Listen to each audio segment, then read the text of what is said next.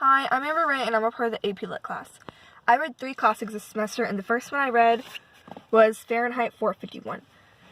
So this book is based in a dystopian society near in the future, and it follows a guy named Guy Montag. He is a fireman in the society, and in the society, the firemen, instead of putting out the fires, they start them. They burn down the houses that has books in it because it's illegal to have books here. And the story is basically just Guy wondering why they have to do that, because he's like, that doesn't really make any sense. And eventually, along the line, he starts taking the books from the houses. Like, he takes a few out of each house every time he goes to burn them. And eventually, he meets this professor guy, and he becomes kind of his mentor in the world of reading. And, you know, they become friends. And everything's like all fine and dandy, except for one of his friends dies along the way, but other than that. And, until his wife, like, rats him out. And she tells his work office place, because he works as a fireman, and they're like, hey, he's harboring books. And so he gets the order to burn down his house. And so he does. And while he's doing that, he gets in this kind of scuffle with his boss, and he kills his boss, so he has to go on the run. And he takes refuge with his, with the professor for a little while, and then the professor is like, hey, I know this place. Float down the river for a little while until you see this camp of, like, rebel people. And everyone there is, like, all writers and readers and stuff.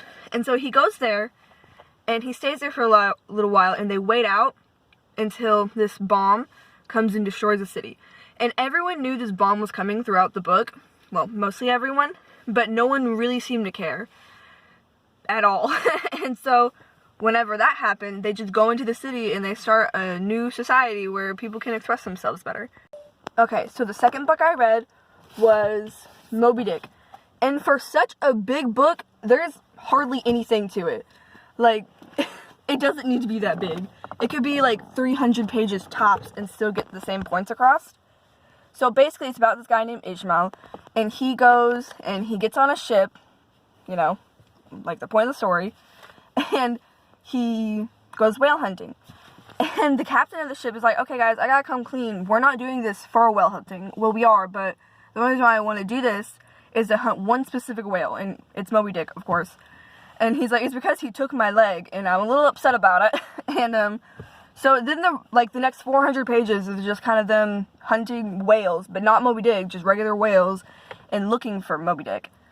And then eventually they finally find a ship who came across Moby Dick, and they go and fight him, and they fight him for 3 days until the whale is kind of like, alright, I've had enough of this, and he sinks the ship, and everyone except Ishmael dies.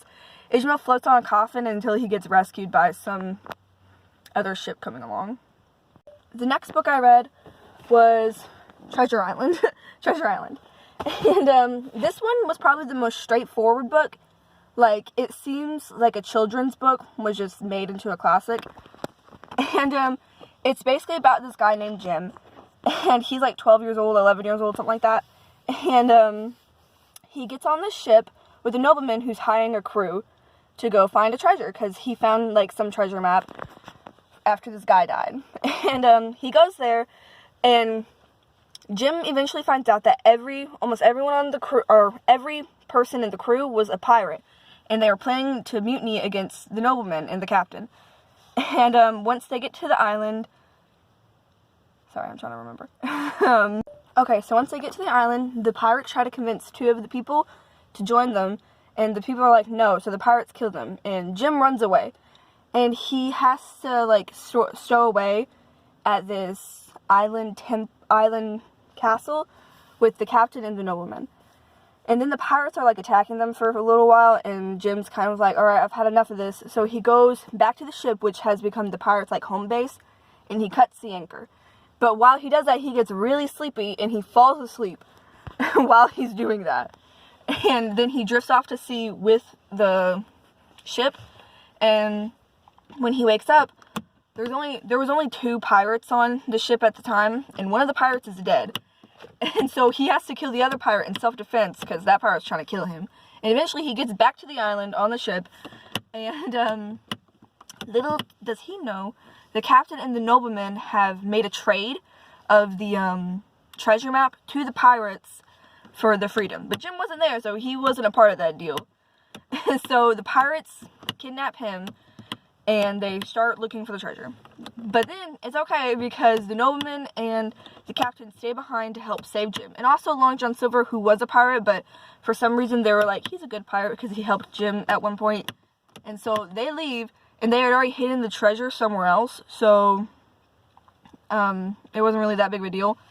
And they took the treasure and got on the ship, and then left.